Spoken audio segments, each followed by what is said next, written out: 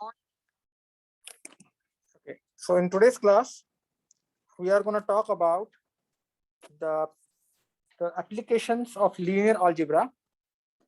And first part, I would talk about the concept from the textbook.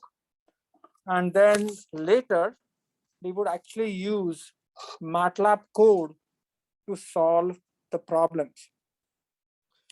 But let me caution you once again that some of you may think that the material that we are going to discuss today, unfortunately, is very boring or very theoretical.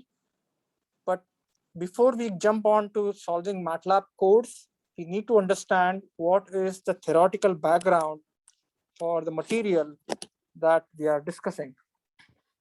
I would also encourage you to take a look at the assignment 3 problems. There are 10 problems. Some of the problems are very simple. Some problems are very challenging. And I would encourage you to try to work out those problems. And if you have any questions, please ask me either in the class or after the class, and I will try to help you. So in today's linear algebra class, I want to talk about the important material that we discussed so far. So what did we discuss? We talked about different decompositions. So matrix decompositions.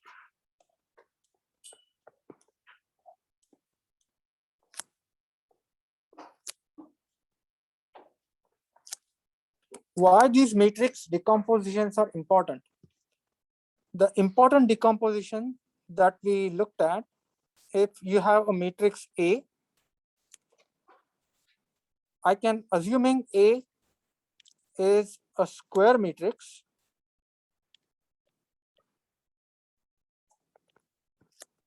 you can perform something called as the Eigen decomposition, where X is, they are the eigenvectors. And when I say eigenvectors, you are going to have the column space. These are the eigenvectors.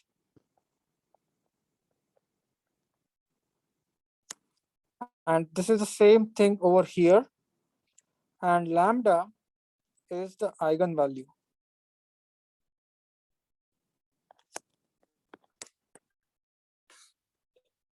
Now, I want to look at this problem from a slightly different perspective, and then try to understand what does eigen decomposition really mean.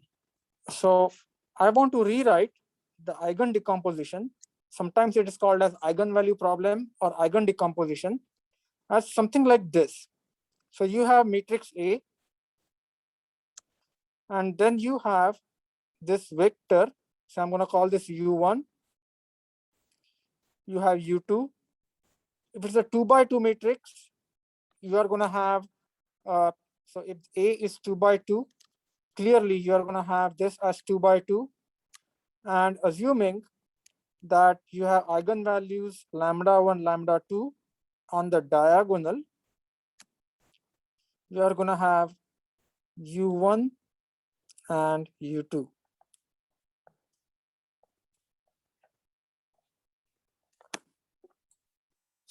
This is what the eigen decomposition means. And the Matlab command to do that is EIG. Now, what I'm going to do is, I'm going to rewrite this problem. And I want you to understand, this may seem trivial, but it's not. I'm going to rewrite this problem. A is equal to X inverse lambda X. I'm going to rewrite this eigen decomposition as X inverse lambda X. And for a minute, let's assume that these vectors are orthonormal.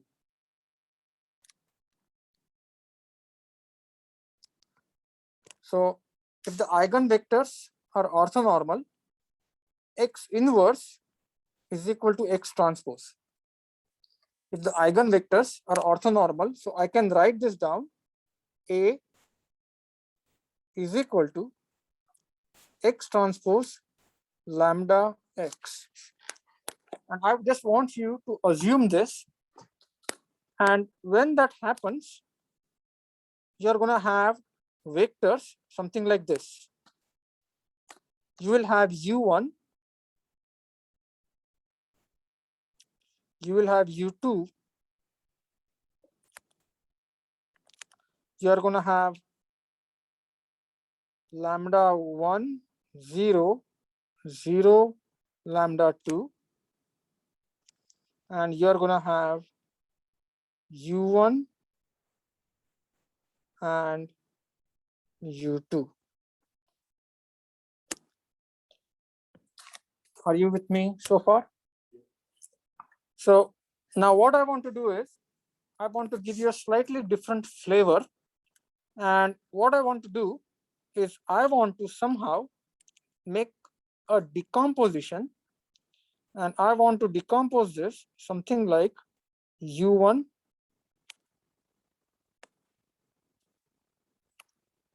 lambda 1 U1 plus something like I will actually write this decomposition slightly differently. Just a second. So I would take this lambda 1, lambda 2 outside, and I would have 0, 0, lambda 1, and I will have U1, U2, and U1 and U2. So now I want you to think about what this equation is telling me. Lambda 1 and lambda 2 are nothing but sort of the weights, and U1 and U2 are the bases. So what this decomposition is telling me is, amongst those basis vectors, which basis vectors are super important.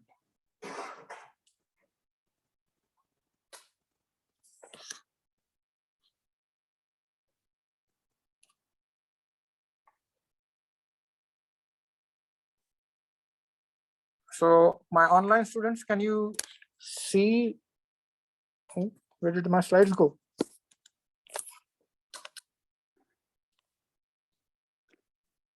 For some reason, my slides disappear, but here's the point.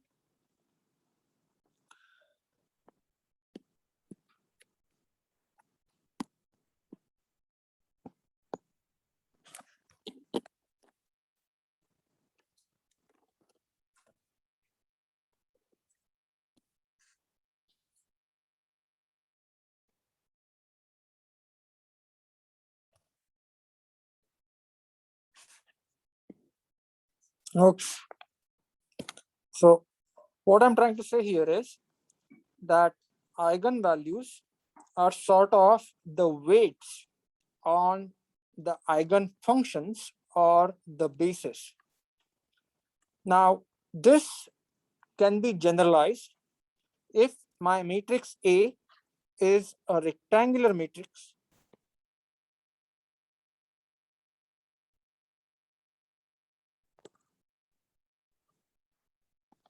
if my matrix A is a rectangular matrix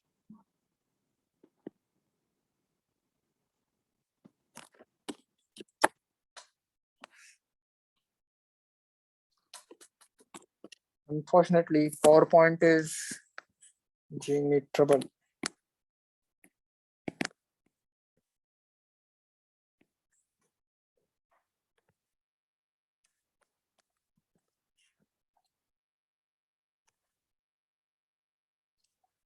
Just a second, let me close this.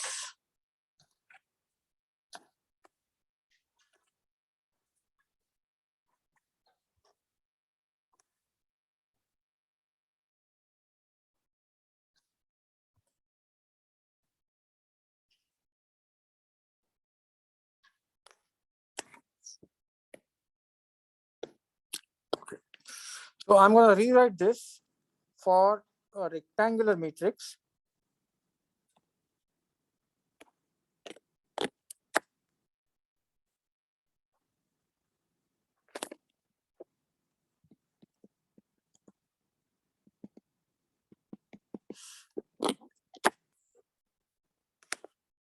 Yeah, I'm sorry, my Apple Pencil is not working for some reason.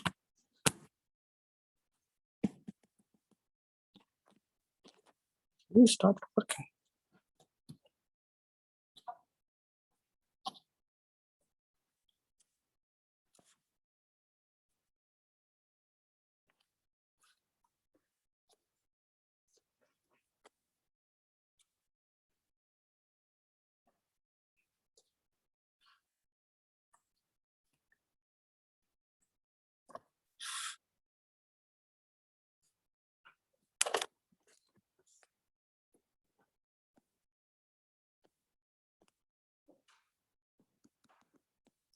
So what I want to do is I want to generalize this to a rectangular matrix. So assuming that my matrix A is a rectangular matrix M by N, what I have is I have something called as the singular value decomposition, U. Then I have sigma, and I have V transpose. And what does this singular value decomposition mean? And I want you to think about is you're going to have U1, you're going to have U2, you're going to have U3,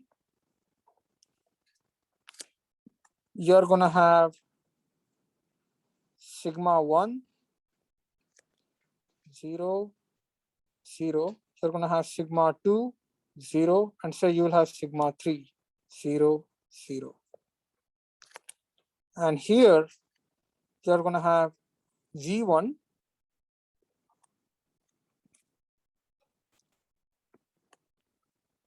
you're going to have V1,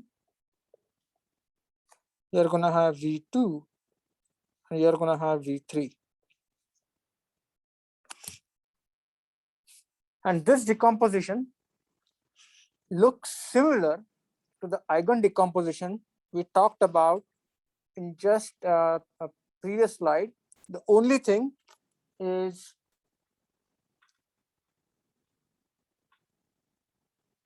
the only difference here is the u's and v's are the left singular vector and right singular vector, because this is a rectangular matrix, and instead of inverse we have transpose.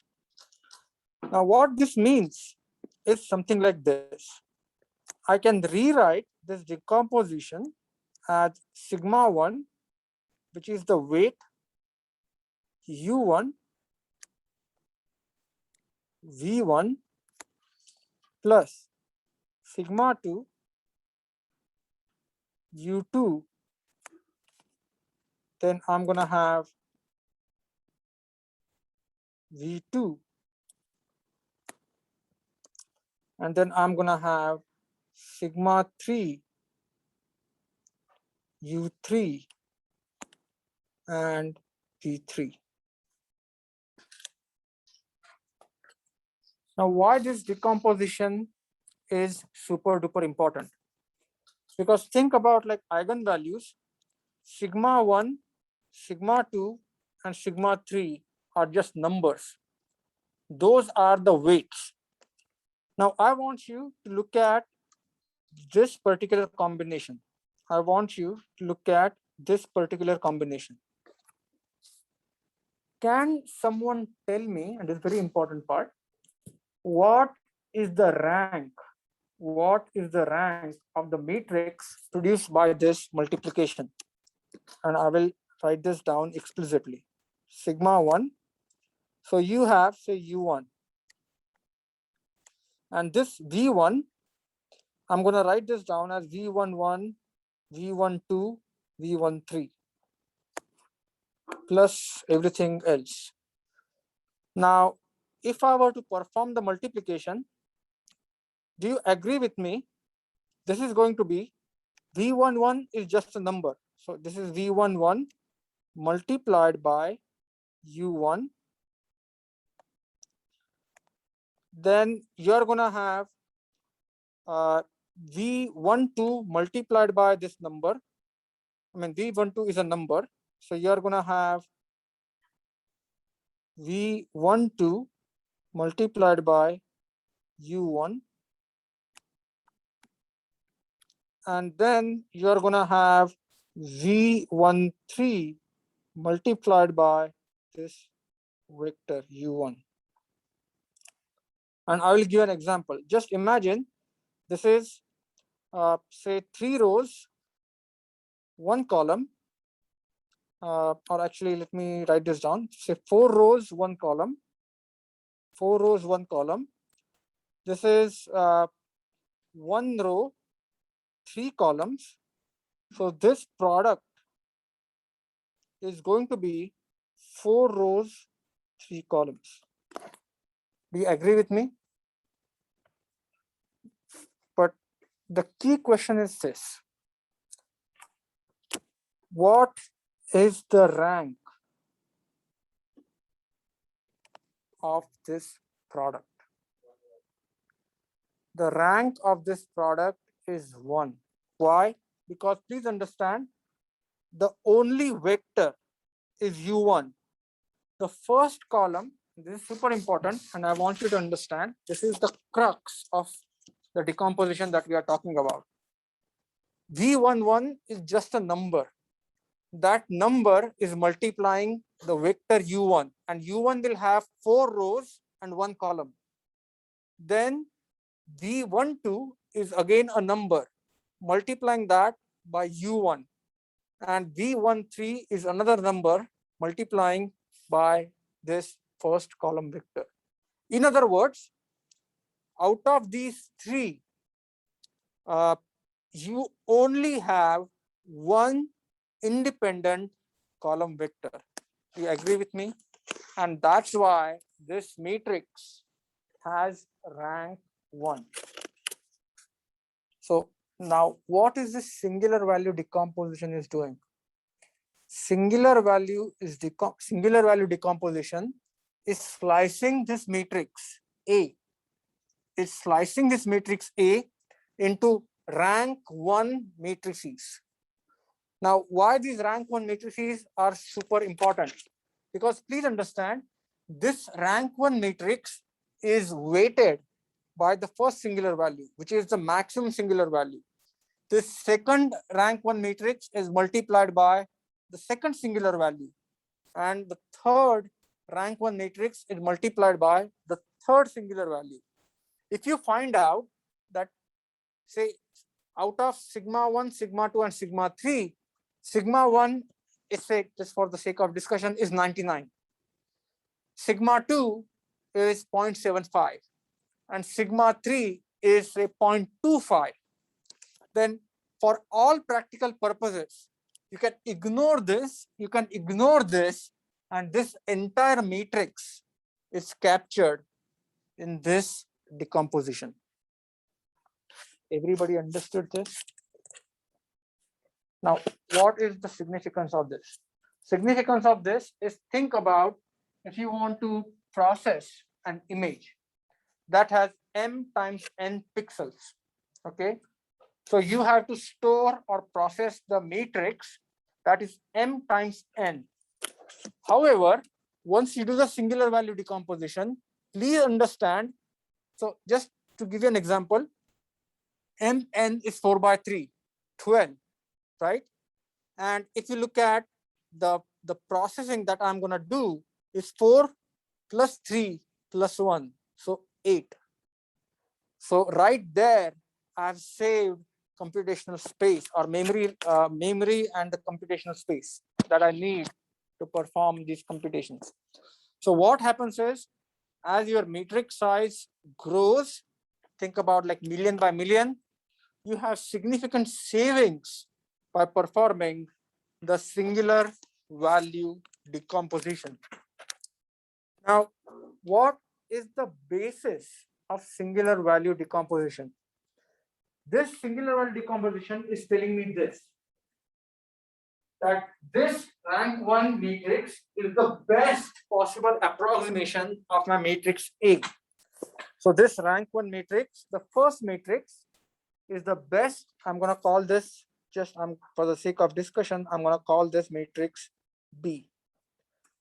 This matrix B is the best approximation of matrix A, and that is given as the Eckert-Hart theorem.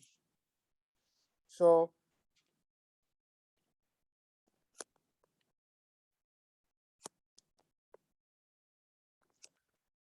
Eckert-Hart theorem tells you that B is the best possible approximation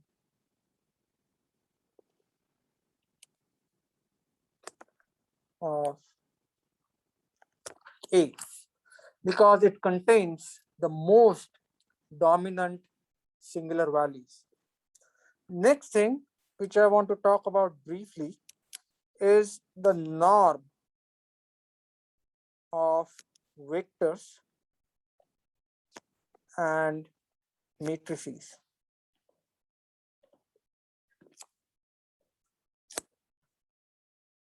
So why this concept of norm is important?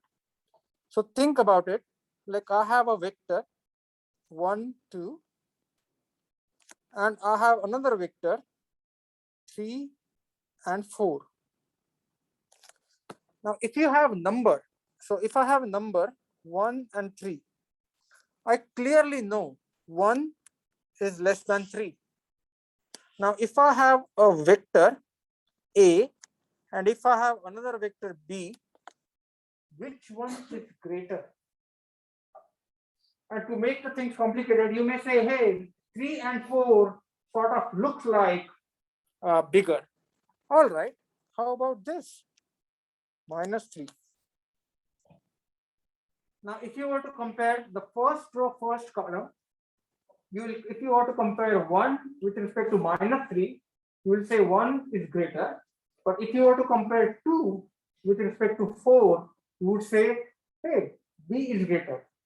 So what we need is we need some sort of measure or a gauge or a scale that will help us decide, just like numbers, which vector is greater. And there is no unique way to define this, but there are many ways that you can decide or compare these two vectors, and that is called as norm. The most common norm that probably you know is what I do is I actually use a square of each number and add those. So for A, I'm going to say this is called as L2 norm, which is 1 square plus 2 square root. This is called as L2 norm. Think about this like a Pythagorean theorem, Pythagorean distance. So you have a triangle, this is 1, this is 2, and you're trying to find out the hypotenuse. You can do the same thing for matrix B, and you can say it is -3 square plus 4 square, and then you have the L2 norm. Sometimes what you can do is you can just use something called as L1 norm, wherein you take 1 plus 2, so you get 3, and you get -3, but you need to take the absolute value, plus 4 is equal to 7. So if you think about it, the second vector or vector B is happen to be greater than the first vector. So that is something called as the concept of norm of a vector. Something similar, what happens when you have the norm of the matrices. So if you have a matrix, so A, so what you can do is you can actually sum the eigenvalues if it's a square matrix. So you can actually sum the eigenvalues. If you have a rectangular matrix, you can actually sum the singular values, and usually because of the negative and positive signs, usually you square and add. So you can square and add, and then you can compare which matrix is smaller or which matrix is bigger. So for example, if you have a matrix A and if you have a matrix B, and you want to find out of A and B, which matrix is greater, then rather than comparing rows and columns, what you can do is you can look at the singular values, you square the singular values and maybe add them, and then you will see the largest sum. So square of sums, or sorry, sum of squares. You can use the sum of square criteria to compare these two matrices. Any questions here? Question? No. Yeah, last part. Norm of a matrix. Yeah, so norm of a matrix.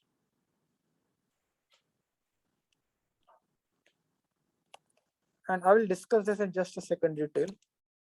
Is sum of square of singular values.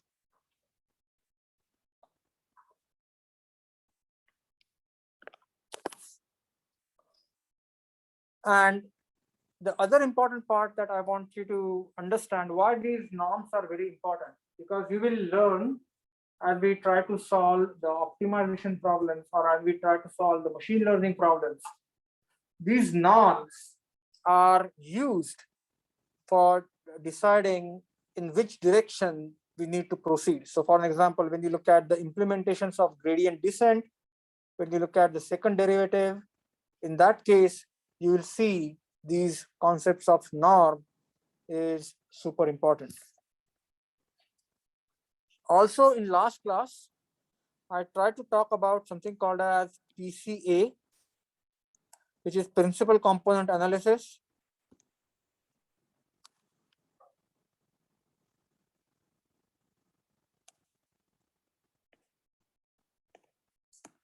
This is similar to SVD, except you have noise or you have a Gaussian process.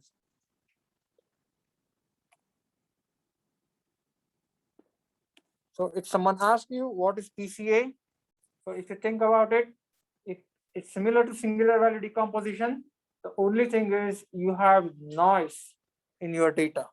So that is where the PCA is used. Next part, which I want to talk about, is we are going to talk about the numerical linear algebra. In other words, when we have very large matrices, how do we do decompositions? So think about the problem that we tried to solve few classes earlier. So we had a color photograph of a dog.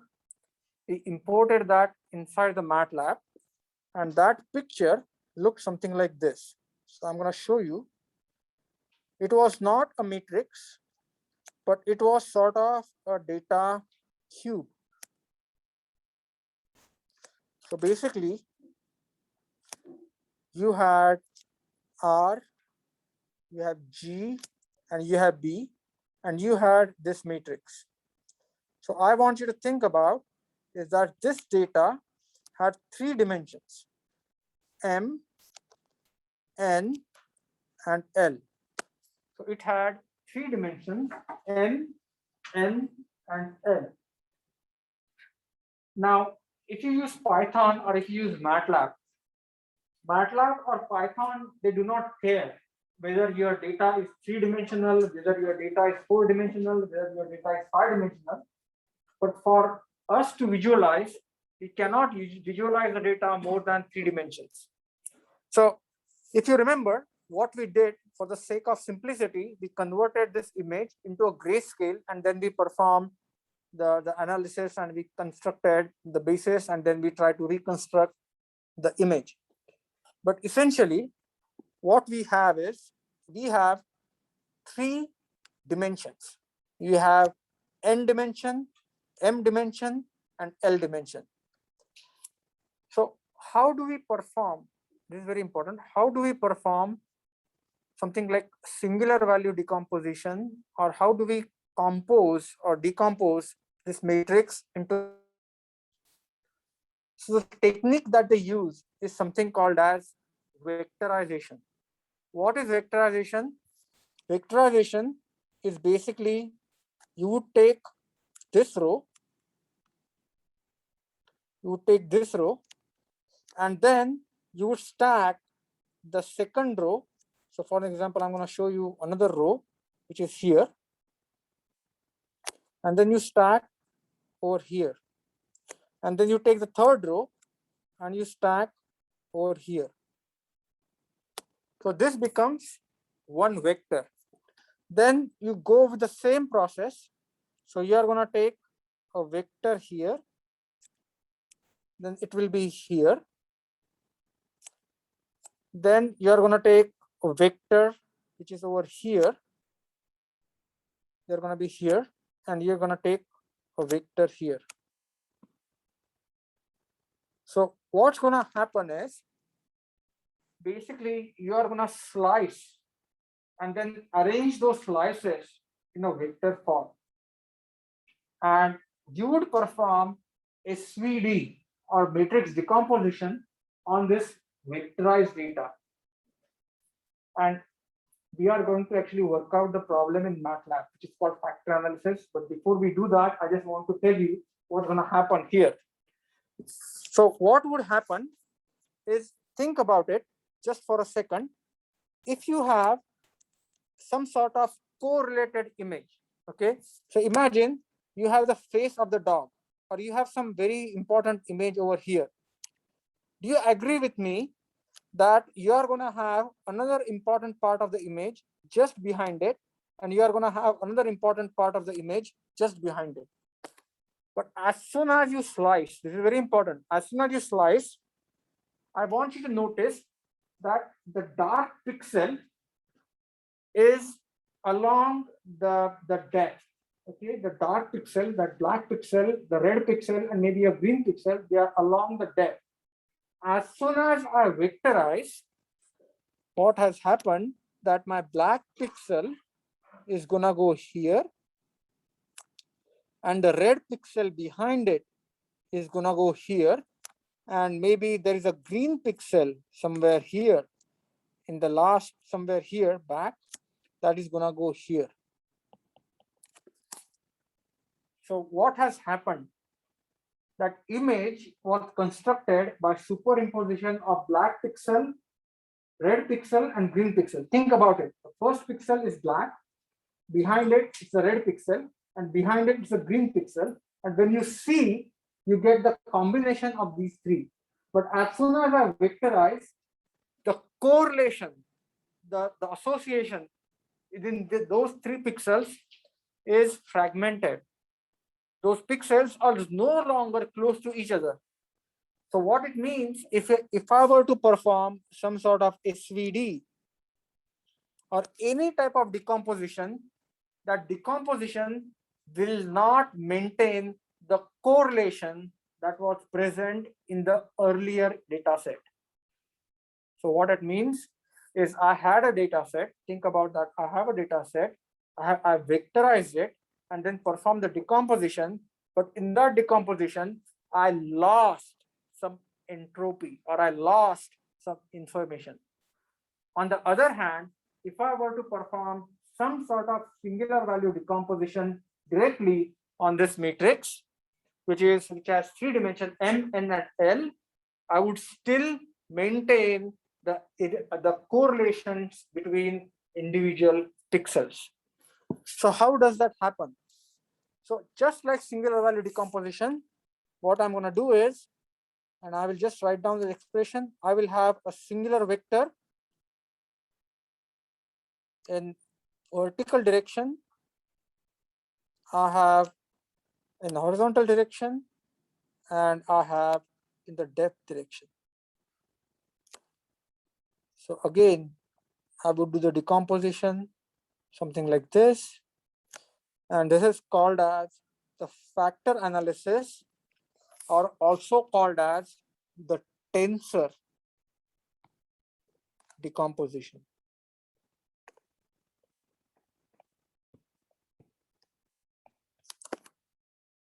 So what is a tensor decomposition?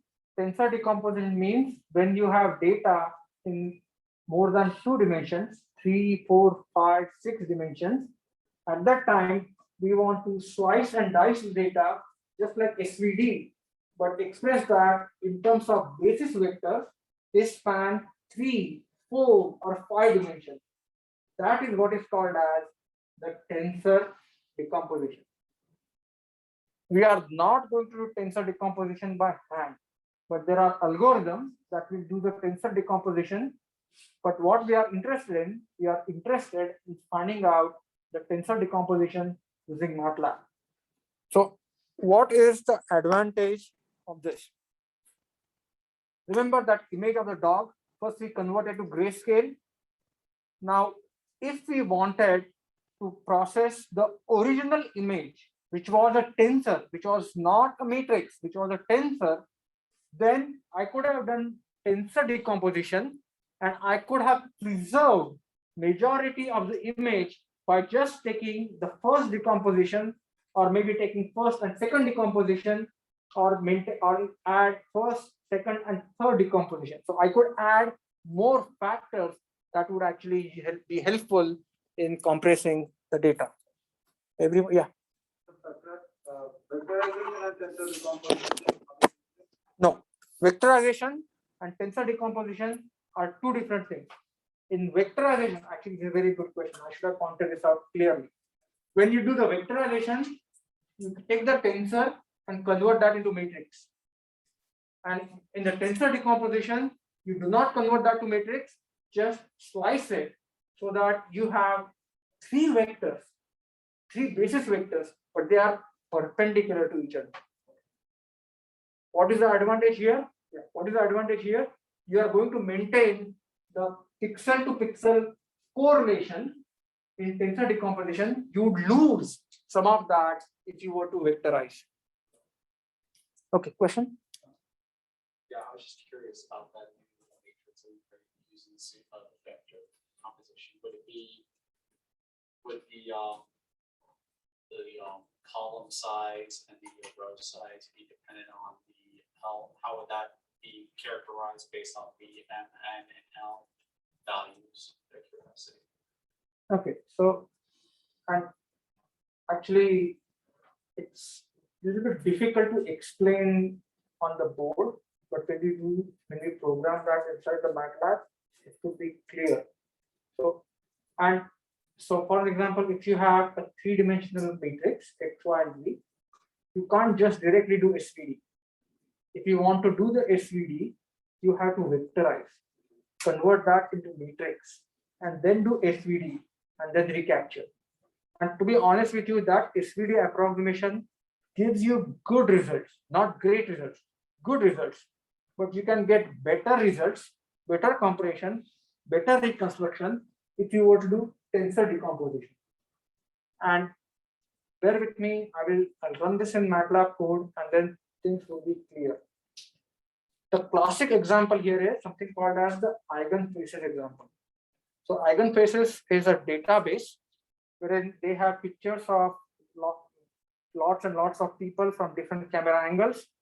What you do is you perform the decomposition and you get the baseline features.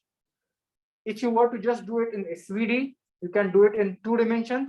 If you were to look at the color images, you will have to do the tensor decomposition in 3 dimensions, and then those features, those basis vectors can be used to compress the data or to manipulate. As a matter of fact, if you want to match the faces, that's what they do. They basically what they do is you have some basis vectors. They take the new image, they project on to the old basis vectors, and then compare the singular values or compare the result. And that gives you percentage match. Again, we will work out a problem at that time. This would be super clear.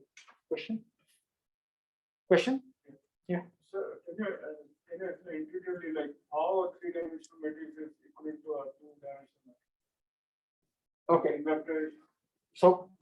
So what we are doing is,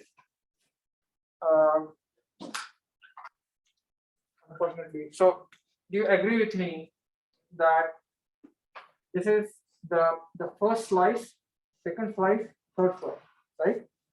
So what I'm going to do is think about like this is a three-dimensional vector. So you have a matrix, and then you have the matrix, the depth direction. I'm going to take this vector, then I'm going to stack the second vector, and I'm going to stack third vector. So what has happened? Now I just have one vector that represents the slice along the depth. Then I take the second, third, fourth, and then I construct a huge matrix. Because that is my 2 by 2 matrix, or basically m times n matrix. Then I can do the SVD on this. And after doing SVD, again I slice and dice and combine to get the previous image. But the reconstruction images, yeah, that is correct. So we can actually use the tensor decomposition to achieve much better results rather than vectorizing and converting into matrix. Yes. Yeah. What is the advantage of tensor decomposition? Just that we are playing with smaller tensors, right? So basically, they call it entropy, the information. The amount of information retained using tensor decomposition is greater than the amount of information that is retained using the vectorization and SVD. And I will work out an example and it will be very clear. Yes. So basically, sir, like when we discussed SVD, you told us that if we take the first vectors and the singular values, we retain maximum information. Yeah. You have a decreasing amount of new Yep. information. Yep. So, is that like how does that look like mathematically? Like, because I don't think it's doing like faces or shapes or sizes. It's probably looking at the values of basically color data and stuff for the dog image. What does the important information mean? So it's basically identifying the most dominant features. So if you think about it, and I will give you an example, this is something like unsupervised learning in machine learning. So basically what it's trying to do is you are given a data set, whether it's a 2 by 2 matrix, 2 by 3 matrix, 2 by 4 matrix, whatever matrix is it, it's trying to find out the most important features. And finally, believe it or not, that feature is nothing but some sort of a vector, some sort of stack of numbers. So what we want is we want to find out what is that combination that is super duper important. Now, why does that matter? If you are trying to look at the face recognition, you have a known face and you have an unknown face. What you want to find out is how is this unknown face corresponding to the known face.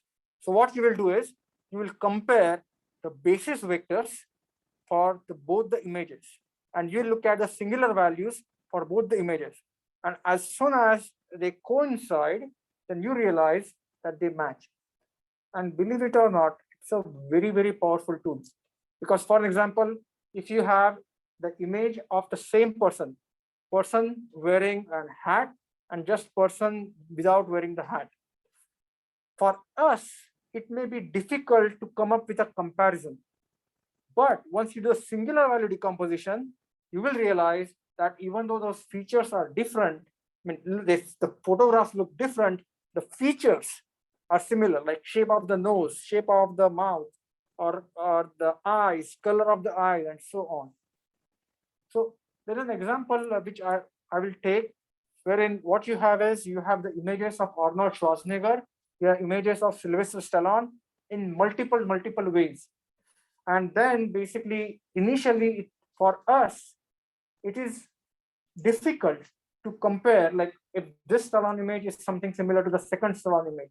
But once we do the analysis, mathematically, Matlab will tell us that yes, this image is similar to this image is similar to this image. And then once you identify the features, that is where, if you probably you know or you heard about it, Fisher's linear discriminant comes in the picture.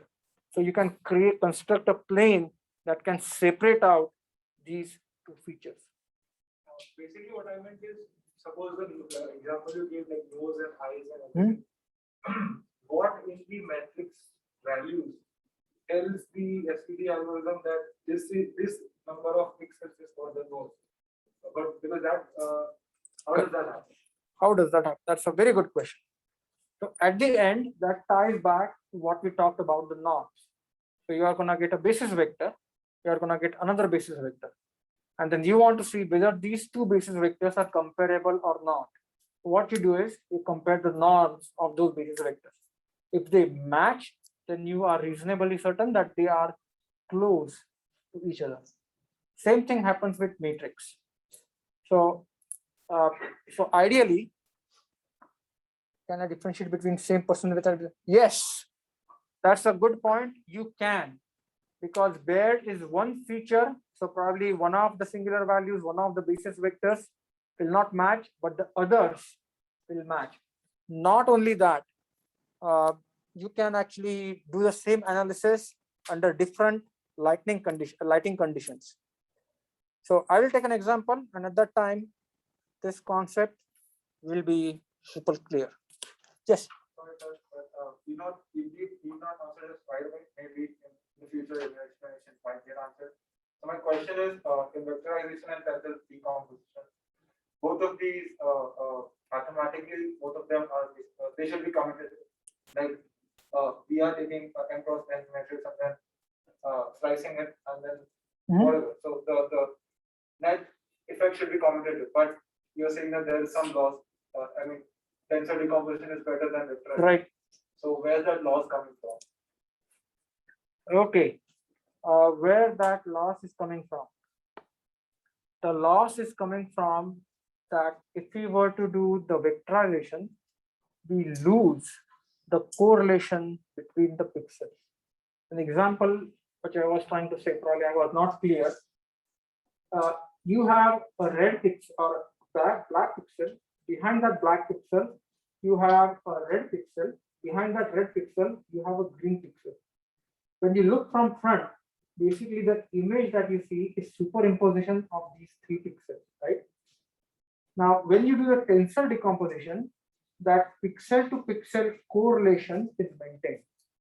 But if you do the vectorization, can you see that red pixel is away from black pixel that ran away from the green pixel? So the pixel to pixel correlation is lost. But effectively, in the end, we are still stacking it back together. So that shouldn't be lost, right? Yeah, but you can't just take and stack it together, because once you perform the SVD and all that. So what I'm trying to say is cross correlation information is lost. I don't know how to explain that mathematically, but I promise that when I take that example, that it would be clear that you will see the results from the factor analysis are much better than the SVD. Bear with me for a second. Okay, any other questions? Ask away. Yes, you are gonna do the norms. So what I want to do at this point is I want to quickly show you something from the textbook. And the reason this part is important, so this part is important, is when you start working on your assignment 3,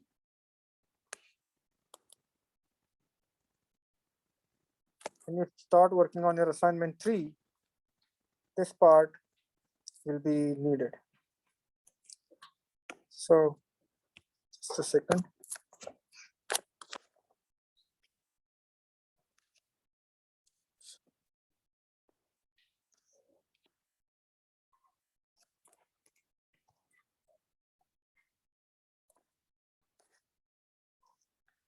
So what I want you to do, just a second here.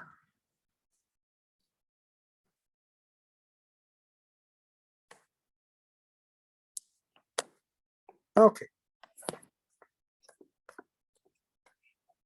So I want to quickly finish the material that I was trying to finish in last lesson, but unfortunately I couldn't get it. So we talked about the singular value decomposition, and we talked about why is this singular value decomposition is super duper important. So singular value decomposition can be used to decompose the matrix for lots of analysis. And here is an example of singular value decomposition. But I will never ask you to work out a problem using hand. You can just use Matlab to solve the singular value decomposition problem. In the last lesson or 2 classes ago, I talked about something called as econ, Matlab econ command. That is nothing but the reduced form of SVD. Remember, we had the image and I used SVD and then I gave SVD econ, and that is the reduced form of SVD. And in today's class, I talked about Eckert-Young theorem. I wrote it a Young-Eckert theorem.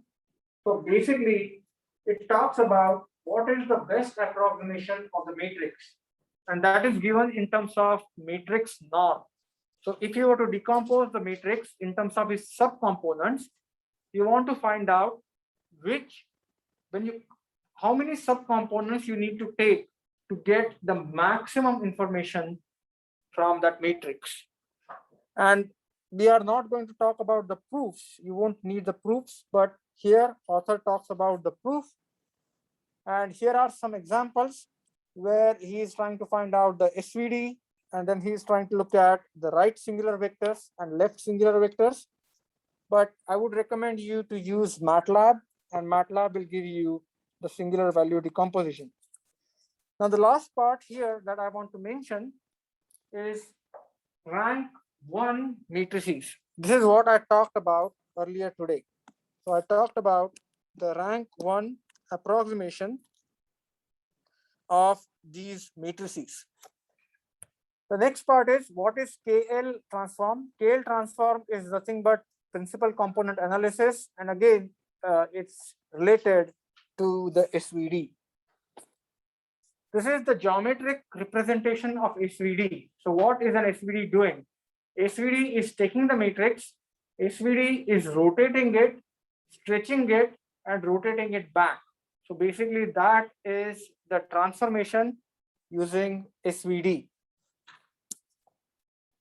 And the next part which I want to talk about is he talks about different symmetric matrices, how to find out different forms of SVDs, and how do you do SVD of a derivative, and how do you do SVD of an integral.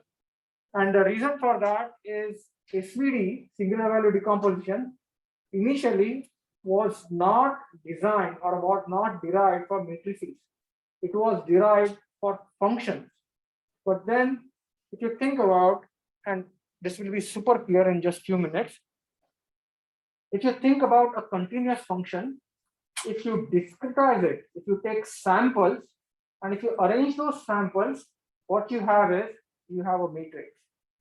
So the SVD, which is applicable to operators and functions, can be extended to the matrices. Now, the next part, which is sort of a segue into what we are going to talk a little bit later, is if you look at the derivative, what is the discrete form of a derivative? So discrete form of a derivative is finite difference. Discrete form of integration is nothing but the sum. For example, if you want to find out the derivative is nothing but the slope. How do you find out the slope? The slope you find out is something like y2 minus y1 divided by x2 minus x1. For a second, just assume x2 minus x1 is 1. So you are taking unit steps. So y2 minus y1 is nothing but approximation of your derivative. And if you want to find out the integration, what is the integration? Integration is nothing but the running sum. So if you look at the matrices that are shown over there, those are the matrix representation of the differences. And this requires a little bit of discussion. So think about it. You have something like x1, x2, and x3. If I want to write out the differences, I'm going to write these differences something like x1, then minus x1 plus x2 minus x2 plus x3, and this will go on. So I want you to see the matrix representation of this guy. The matrix representation of this guy is going to be 1, minus 1, 0, 0, 1, minus 1, 0, 0, plus 1. And this will continue. You agree with me? This matrix is nothing but sort of a band matrix. So there is this band.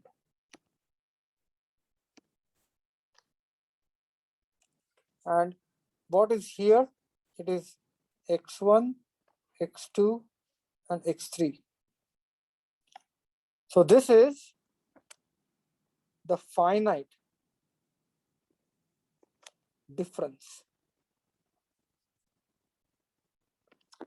Are you with me so far? Now, what happens is this finite difference matrix is actually a rectangular matrix. So if I were to find out dt multiplied by d, this is a rectangular matrix, this is the rectangular matrix. Once you transpose and multiply, you are going to get a square matrix. Same thing, you have d dt, so you have a rectangular matrix, you have a transpose of rectangular matrix, when you multiply, you are going to get a square matrix. But the sizes are going to be different. This is going to be 3 by 3 and this is going to be 4 by 4. Everyone understood this? Yes. So remember that we are talking about the derivatives. Derivatives of a function can be represented as finite difference in the matrix equation. Now, if you were to find out the eigenvalues of this or this matrix, if you were to find out the eigenvalues of this or this matrix, you would immediately realize that those eigenvalues have very specific structure. And if you were to find out the eigenvectors or essentially the singular vectors, you will realize that singular vectors, and actually this is beautiful, you should just, I don't think we have time, but I would recommend that you go to Matlab, plug in this matrix and do EIG and find out eigenvalues and eigenvectors. Go to Matlab, plug in this value and then do EIG and find out eigenvalues and eigenvectors. And you will realize that you will have sign terms as the left singular vector or singular become the right singular vector, right and left singular vectors, and they are nothing but sines and cosines. Here is the implication of this. What it means is the differentiation operation can be decomposed into two orthogonal components, sine and cosine. What that means is these are nothing but discrete sine transform, and these are nothing but discrete cosine transform. Now, it may not be very clear at this point, so let me give an example. How many of you know what a Fourier series is? What is a Fourier series? Fourier series is if you have a periodic function. If you have a periodic function, you can express that as sum of sines and cosines. Do you agree with me? And it's multiplied by a weightage or a weighing factor that tells you how much of sine and how much of cosine is present in that final signal. Everyone understood? That is the Fourier series. What is Fourier transform? What is Fourier transform?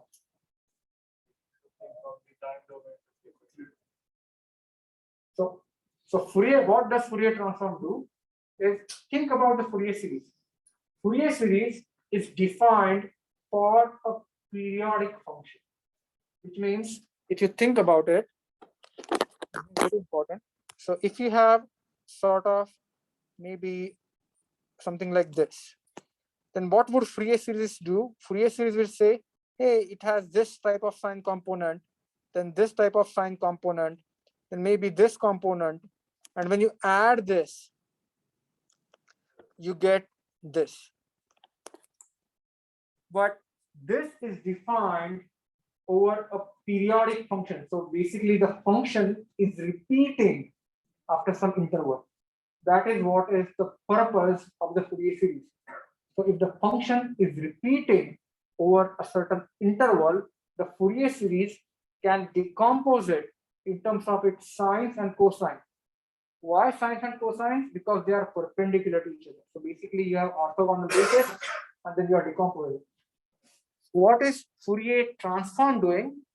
Fourier transform is extending the concept of Fourier series to infinite intervals. Once again, when you are trying to do the Fourier transform, basically it is taking a function that may or may not be periodic, or that may or may be periodic over a short period of time, but extending the interval to minus infinity to plus infinity, and then taking the limit. So basically, what you see here, the discrete sine transform and discrete cosine transform, they are used to find out the Fourier decomposition of a signal, and that will be very useful when we look at the compression.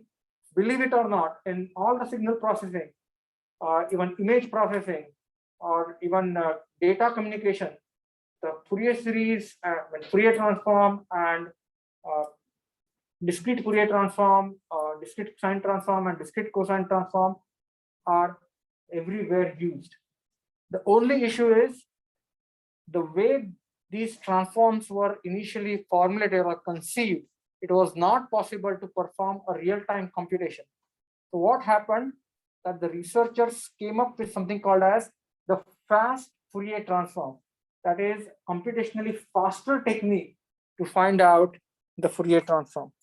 And we are going to talk about it later, maybe in next class. So the next part in the book that you just want to think about, again, I don't think I have asked you any questions, is if you were to decompose this in terms of a polar decomposition, how would that work? Then here is the problem set that I would encourage you to take a look at.